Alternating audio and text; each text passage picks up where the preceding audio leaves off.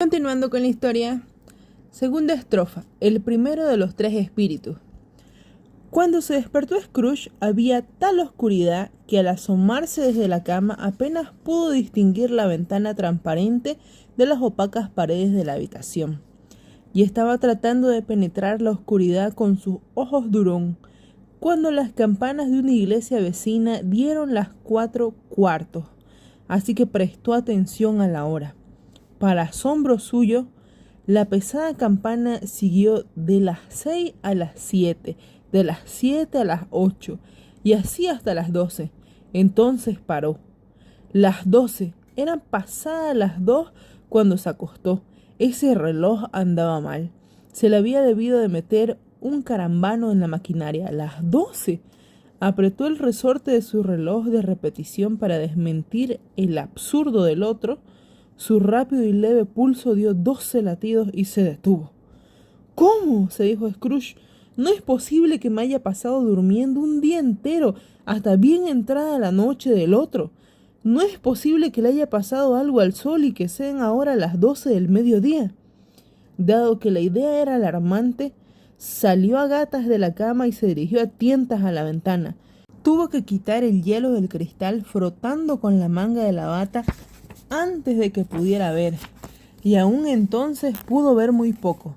Todo lo que consiguió discernir fue que aún había mucha niebla y hacía muchísimo frío, y que no se oía a la gente ir de aquí para allá, ni armar bullicio, como indiscutiblemente habría sido el caso si la noche hubiese barrido al radiante día y se hubiese adueñado del mundo. Era un gran alivio, porque si no, no hubiese días que contar.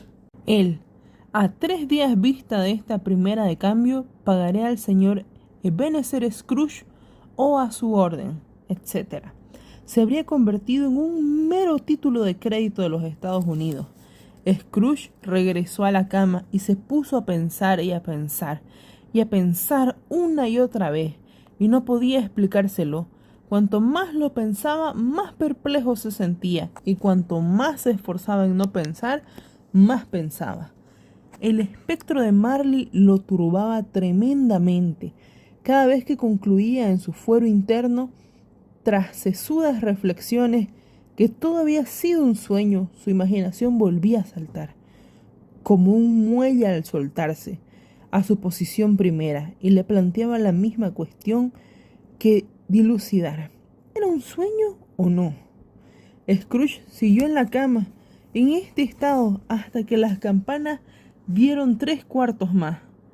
Entonces recordó, de repente, que el espectro le había prevenido que tendría una visita cuando el reloj diese la 1. Decidió quedarse en la cama despierto hasta que pasase la hora, y considerando que volverse a dormir le sería tan difícil como entrar en el reino de los cielos, esta fue quizá la resolución más sensata a su alcance. El cuarto de hora fue tan largo que más de una vez tuvo el convencimiento de que se había adormilado sin darse cuenta, y por ello no había oído el reloj. Por fin empezó a tronar en su oído atento. «Ding, dong». «El cuarto», dijo Scrooge, contando. «Ding, dong». «La media». «Ding, dong». «-4», dijo Scrooge. «Ding, dong». «La hora», dijo Scrooge, triunfal y nada más. Lo dijo antes de que sonase la campana de las horas, que dio ahora una profunda, oscura, cavernosa y melancólica una. En ese instante se produjo un súbito resplandor en la habitación y se descorrieron las cortinas de su cama. Os aseguro que fue una mano la que apartó las cortinas de la cama, no las de los pies, ni las de la cabecera, sino aquellas hacia las que Scrooge tenía vuelta la cara. Las cortinas se descorrieron, y Scrooge, medio incorporándose de súbito, se encontró cara a cara con el sobrenatural visitante que las había apartado, tan cerca de él como lo estoy yo ahora de ti, aquí de pie, en espíritu, a tu lado. Era una figura extraña, como de niño, aunque más que un niño, parecía un viejo visto a través de algún medio sobrenatural que le diera aspecto de haberse alejado, y por tanto de haber disminuido de tamaño hasta adquirir las proporciones de un niño. Su pelo, que le caía alrededor del cuello y por la espalda, era blanco, como por la edad avanzada. Sin embargo, su cara no tenía una sola arruga, y su piel mostraba un rubor de lo más tierno. Tenía los brazos muy largos y musculosos, y también las manos que parecían dotadas de una fuerza extraordinaria. Iba con las piernas y los pies de forma delicada, al aire, igual que las extremidades superiores. Vestía una túnica de un blanco purísimo, y alrededor de la cintura llevaba un luciente cinturón de hermoso resplandor. En la mano traía una rama verde de acebo, y en singular contraste con este símbolo invernal, adornaba su vestido con flores estivales. Pero lo más extraño de todo era que de la coronilla le brotaba un radiante haz de luz por el que era visible todo esto, el cual le daba ocasión de utilizar, sin duda en los momentos en que permanecía oscura, un gran apagavelas que ahora llevaba bajo el brazo a modo de gorro. Sin embargo, al mirarlo, Scrooge con creciente fijeza, no era este el detalle más extraño, pues así como unas veces centelleaba y brillaba una parte de su cinturón y otras veces otra, lo que estaba iluminado un instante se oscurecía al siguiente. Así también fluctuaba la nitidez de la propia figura, y tan pronto era un ser de un solo brazo como de una sola pierna o de 20, o bien con 2 piernas pero sin cabeza, o bien era una cabeza sin cuerpo, partes de las que cuando se desvanecían no quedaba visible silueta alguna en la densa oscuridad en que se fundían. Y no se había Scrooge recuperado del asombro cuando la figura volvía a aparecer de nuevo, clara y nítida como antes. ¿Eres el espíritu cuya llegada me han anunciado?, preguntó Scrooge. Lo soy. La voz era dulce y amable, singularmente apagada, como si en vez de estar junto a él se hallase muy lejos. ¿Quién y qué eres?, preguntó Scrooge. Soy el espíritu de las navidades pasadas. ¿Pasadas? ¿Hace mucho?, preguntó Scrooge, observando su pequeña estatura. No, las que tú pasaste. Quizás. Si alguien le hubiese preguntado por qué, Scrooge no habría sabido responder, pero lo cierto es que sentía verdaderas ganas de ver al espíritu con el gorro puesto, así que le rogó que se cubriera. ¿Cómo?, exclamó el espectro. ¿Tan pronto quieres apagar con mano mundana la luz que doy? ¿No te basta con ser uno de esos cuyas pasiones formaron este gorro y me obligaron a llevarlo encasquetado hasta las cejas durante años y años? Scrooge rechazó reverentemente todo deseo de ofenderlo o de haber encapuchado intencionadamente al espíritu en etapa alguna de su vida. A continuación se atrevió a preguntar qué asunto le traía. «Tú bien», dijo el espectro. Scrooge le dio las gracias, aunque no pudo por menos de pensar que una noche de descanso ininterrumpido habría contribuido más a tal fin. El espíritu debió de oírlo pensar, porque dijo inmediatamente: «Así que protestas. Ten cuidado». Alargó su mano vigorosa mientras hablaba y lo agarró suavemente del brazo. «Levántate y ven conmigo». Habría sido inútil alegar que ni el tiempo ni la hora eran a propósito para andar por ahí, que se estaba caliente en la cama y el termómetro marcaba muy por debajo de 0, que estaba con poca ropa, en zapatillas, bata y gorro de dormir, y que ahora precisamente se encontraba resfriado. Pero, aunque suave como la de una mujer, la fuerza de esa mano era irresistible. Así que se levantó, pero al ver que el espíritu se dirigía hacia la ventana, se agarró suplicante a su túnica. «Yo soy mortal», protestó, «y me puedo caer». «Deja que mi mano te toque aquí», dijo el espíritu, poniéndosela en el corazón, «y estarás a salvo de situaciones peores que esta».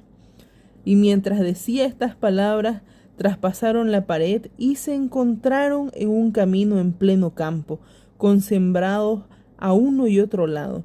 La ciudad había desaparecido por completo, no se veía ni rastro de ella. La oscuridad y la niebla se habían disipado también, porque era un día despejado y frío de invierno, con el suelo cubierto de nieve. «Válgame Dios», dijo Scrooge, juntando las manos al tiempo que miraba a su alrededor. «¿En este lugar me crié yo? Aquí viví de niño». El espíritu lo miró con dulzura. Aún parecía perdurar el roce suave de su mano, aunque había sido breve y ligero, en la sensibilidad del viejo Scrooge. Y 1000 olores flotaban en el aire, cada uno relacionado con 1000 pensamientos y esperanzas y alegrías y caricias olvidadas hacía mucho, mucho tiempo. «Te tiemblan los labios», dijo el espectro. «¿Y qué es eso que tienes en las mejillas?». Scrooge murmuró, con un inusitado tono de voz, que era una espinilla, y suplicó al espectro que lo llevara a donde quisiera. «¿Recuerdas el camino?», preguntó el espíritu. «Que si lo recuerdo», exclamó Scrooge con ardor. «Podría recorrerlo con los ojos vendados». «Qué extraño haberlo tenido olvidado durante tantos años», comentó el espectro. «Sigamos». Echaron a andar por el camino. Scrooge reconocía cada portillo, cada poste y cada árbol, hasta que al fin apareció a lo lejos un pueblecito ferial con su puente, su iglesia y su río serpeante. A continuación, vieron venir hacia ellos al trote unos cuantos caballitos peludos montados por chiquillos, los cuales daban voces a otros que iban a rústicas calesas, y carros guiados por campesinos. Parecían todos muy contentos y no paraban de gritarse unos a otros, llenando de tal modo los campos de alegría que hasta el aire fresco se regocijaba al oírlos. «Esas no son sino sombras de seres que existieron», dijo el espectro. «Ignoran nuestra presencia». Siguieron acercándose los joviales viajeros, y al llegar a su altura, Scrooge los reconoció y dijo el nombre de todos. ¿Por qué se alegró tanto al verlos? ¿Por qué le brillaron sus fríos ojos y le latió el corazón con violencia al cruzarse con ellos? ¿Por qué le llenó de contento oírlos desearse unos a otros feliz Navidad, al separarse en los desvíos y encrucijadas para regresar a sus casas? ¿Qué significaba feliz Navidad para Scrooge? Al diablo las felices Navidades. Qué bien le habían reportado a él. «La escuela no está completamente desierta», comentó el espectro. «Todavía queda un niño allí, abandonado por sus amigos». Scrooge dijo que ya lo sabía, y se le escapó un sollozo.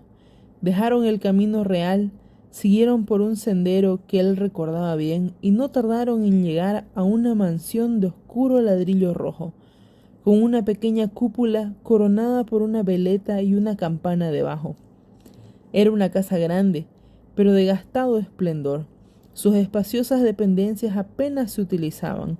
Sus muros estaban húmedos y mohosos, las ventanas rotas y las verjas herrumbrosas. Las gallinas cloqueaban y se contoneaban por las caballerizas. La hierba invadía las cocheras y los cobertizos. En su interior tampoco conservaba muchos vestigios de su primitivo estado. Al entrar en su lúgubre vestíbulo y mirar a través de las puertas abiertas de muchas habitaciones, las encontraron escasamente amuebladas, frías e inmensas. Había olor a tierra en el ambiente y una fría desnudez en aquel lugar que de alguna forma se asociaban con madrugar demasiado y no comer demasiado. El espectro y Scrooge atravesaron el vestíbulo y se dirigieron hacia la puerta del fondo. Se abrió la puerta ante ellos y dejó a la vista una habitación larga, desnuda, melancólica, cuya desnudez acentuaban varias filas de sencillos bancos y pupitres de madera. En uno de ellos, junto a un débil fuego, estaba sentado un niño solitario leyendo un libro, y Scrooge se sentó en un banco y lloró al verse a sí mismo, pobre niño olvidado, tal y como lo había sido siempre. Ni un eco recóndito de la casa, ni un chillido y rumor furtivo de ratones tras el enmaderado de las paredes, ni una gota del canalón medio helado del sombrío patio trasero, ni un suspiro del aire entre las ramas peladas del álamo abatido, ni el ocioso oscilar de la puerta de un almacén vacío, ni siquiera un chasquido del fuego dejó de llegar al corazón de Scrooge con suave influjo, pues dio rienda suelta a sus lágrimas. El espíritu le tocó el brazo y le señaló él mismo, de niño, absorto en la lectura. De repente se detuvo junto a la ventana, un hombre vestido con ropas exóticas, asombrosamente real y claro a la vista, con un hacha sujeta al cinturón y llevando del ronzal a un asno cargado de leña. «¡Pero si es Alí Baba!», exclamó Scrooge extasiado. «El viejo y querido Alí Baba. Sí, sí, lo conozco. Así llegó por primera vez, exactamente. Unas navidades en que dejaron aquí completamente abandonado a ese niño solitario. Pobre chico. Y ahí van Valentín», añadió Scrooge, «y su salvaje hermano Orson.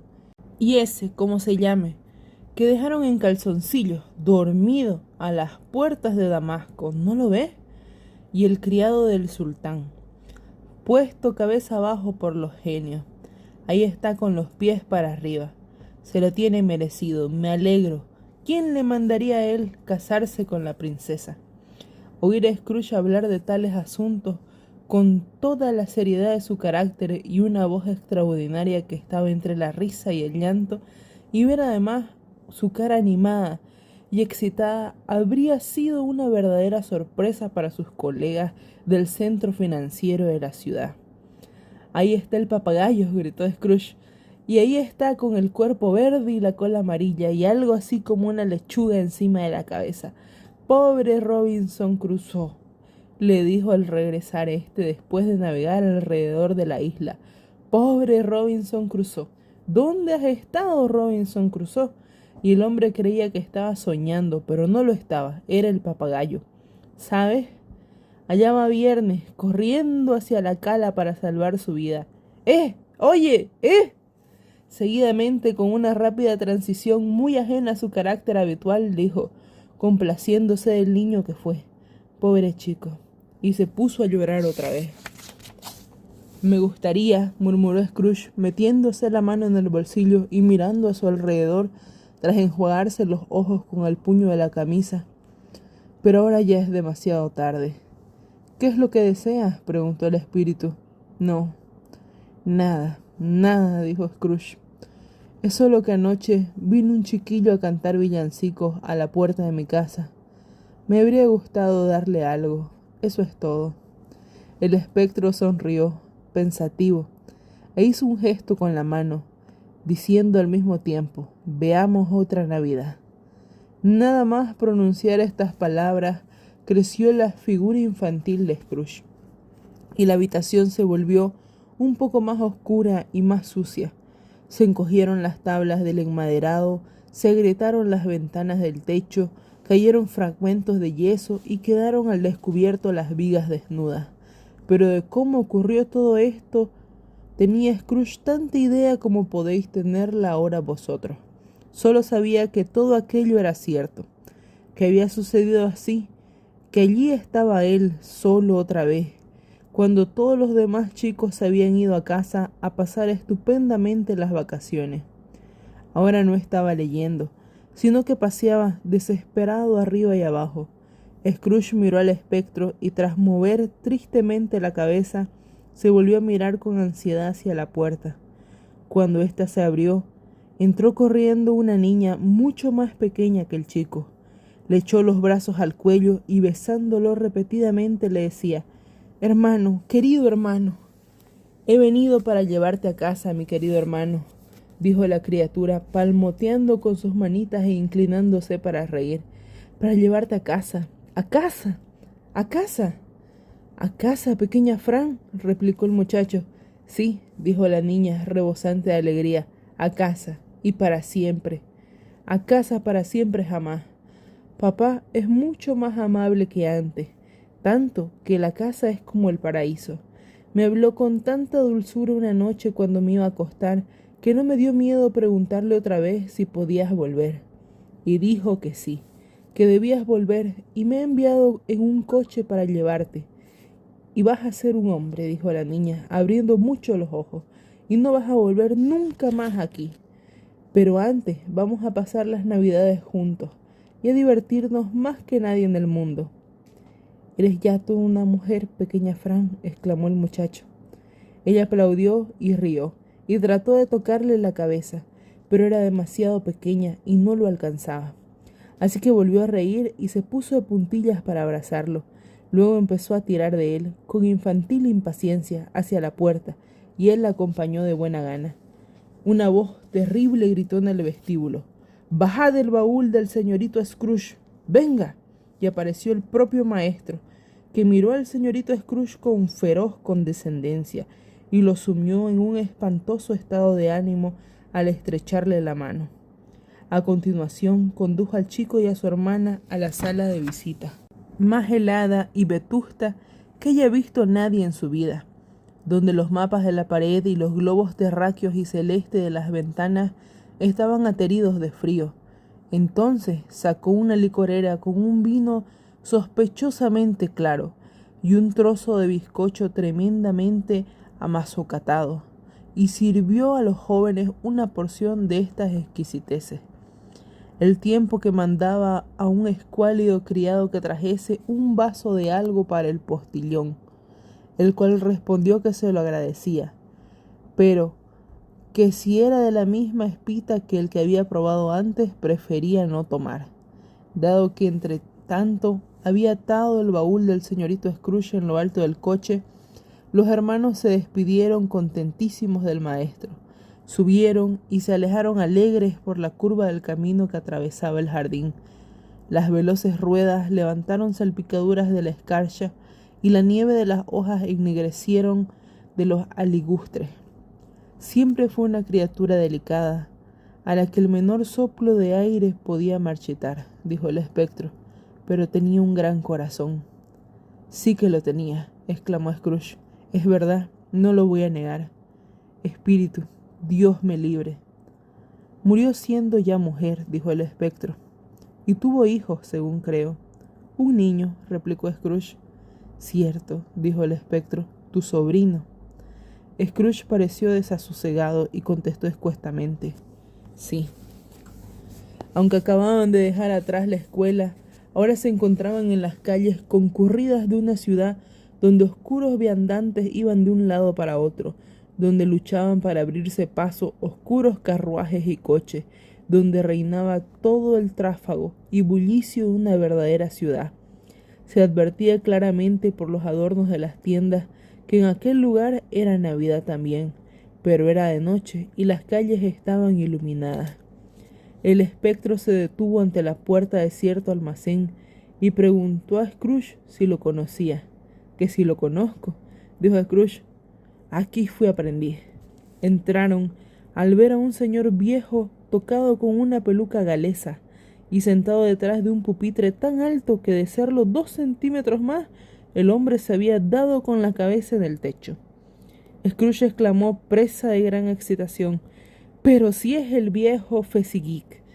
Bendito sea Dios, Fezziwig vivo otra vez». El viejo Fezziwig dejó su pluma y miró el reloj, que señalaba las 7. Se frotó las manos, se ajustó su amplio chaleco, se estremeció de risa desde los zapatos hasta su órgano de la benevolencia, y exclamó con voz sosegada, meliflua, sonora, espesa y jovial: vosotros, Ebenezer, Dick».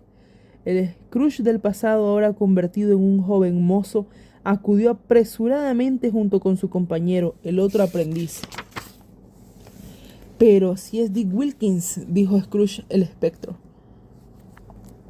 «Válgame Dios, Dick en persona, me tenía mucho cariño. Pobre Dick, mi querido Dick». «Chicos», dijo Fezziwig, «se acabó el trabajo por hoy. Es Nochebuena. Dick, Navidad de Ebenezer. Vamos a echar el cierre en un santiamén», exclamó el viejo Fezziwig, dando una fuerte palmada. No os podéis imaginar con qué presteza se pusieron los dos jóvenes mano a la obra. Salieron a la calle cargados con los póstigos. 1, 2, 3. Los colocaron en su sitio. 4, 5, 6. Pusieron las barras y los pasadores. 7, 8, 9. Y volvieron a entrar. Antes de contar 12, resoplando como caballos de carrera. «¡Ale!», exclamó el viejo Fezziwig, saltando del alto pupitre con asombrosa agilidad. Despejad esto, chicos, y haced sitio aquí. Haledic, vamos, Ebenezer. Despejar. No había nada que no hubiesen despejado o no hubiesen podido despejar bajo la mirada atenta del viejo Fezziwig. Terminaron en 1 minuto, arrinconaron todo lo movible, como si lo eliminasen de la vida pública para siempre. Barrieron y fregaron el suelo, avivaron las lámparas, echaron un montón de carbón al fuego y el almacén quedó confortable, cálido, seco e iluminado, como os gustaría ver un salón de baile en una noche de invierno. Entró un violinista con un libro de música, se subió al alto pupitre, lo convirtió en orquesta y comenzó a afinar su instrumento, que sonó como si tuviese 50 dolores de tripa. Entró la señora Fezziwig con amplia y digna sonrisa. Entraron las 3 señoritas Fezziwig, radiantes y encantadoras. Entraron los 6 jóvenes pretendientes cuyos corazones habían roto las 3 muchachas. Entraron todos los jóvenes de uno y otro sexo empleados en la empresa. Entró la criada con su primo el panadero. Entró la cocinera con el lechero, amigo personal de su hermano. Entró el mozo de enfrente, de cuyo amo se sospechaba que no le daba bastante de comer, tratando de ocultarse detrás de la doncella de 2 portales más allá, cuya señora se sabía que le tiraba de las orejas. Todos entraron, uno tras otro, unos con timidez, otros con descaro, unos con gracia, otros con torpeza, unos empujando, otros empujados. Todos entraron de todas las formas y maneras, y salieron a bailar 20 parejas a la vez, dando medio giro con las manos, luego otro medio al revés, inclinándose la mitad y volviéndose a incorporar, dando vueltas y revueltas en diversas fases de afectuosa agrupación, desviándose siempre la primera pareja y tomando la cabeza una nueva al llegar a ese punto, hasta que todas figuraron en el puesto delantero y no quedó una sola detrás que acudiese en su ayuda. Una vez terminado esto, el viejo Fezziwig dio unas palmadas para que parase el baile y dijo en voz alta: «Ha estado muy bien», y el violinista hundió su cara acalorada en una jarra de cerveza negra, especialmente preparada para ese fin, pero sacrificando el descanso por sus ansias de reaparecer. Volvió a empezar enseguida, aunque aún no había bailarines, como si se hubiesen llevado a casa, exhausto, encima de un póstigo al anterior violinista, y fuese él un hombre totalmente nuevo, dispuesto a superarlo o perecer. Continuará